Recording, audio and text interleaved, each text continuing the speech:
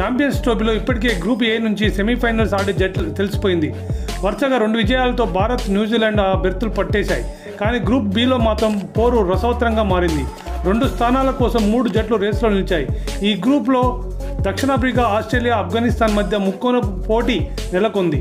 Group below దక్షిణాఫ్రికా, Australia, Afghanistan వరుసగా తొలి 3 స్థానాల్లో ఉన్నాయి. ఆడిన 2 మ్యాచ్ల్లోనూ ఓడిన ఇంగ్లాండ్ సెమీస్ రేసు నుంచి నిష్క్రమించింది.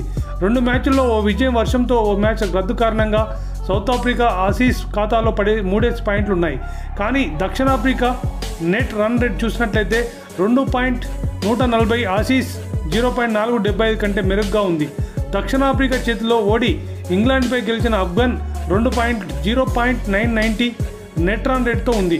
గ్రూప్లో ఇంకా ఇంగ్లాండ్తో దక్షిణాఫ్రికా, ఆస్ట్రేలియాతో ఆఫ్ఘనిస్తాన్ ఆడాల్సి ఉంది. ఆఫ్ఘన్పై ఆసీస్ గెలిస్తే ఆ జట్టుతో పాటు సౌత్ ఆఫ్రికా సెమీస్ చేరుతుంది. ఆఫ్ఘన్ ఇంటి ముఖం పడుతుంది.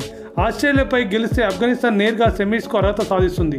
ఇప్పుడు ఇంగ్లాండ్ చేతిలో సౌత్ ఆఫ్రికా భారీ తేడాతో ఓడితే ఆసీస్కు ఏమైనా అవకాశం ఉంటుంది. లేదంటే కంగారు జట్టు స్వదేశం వెళ్లాల్సిందే.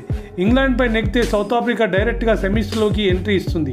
అప్పుడు ఆసీస్ ఆఫ్ఘన్ మ్యాచ్లో విన్నర్ మరో బెర్త్ దక్కించుకుంటుంది.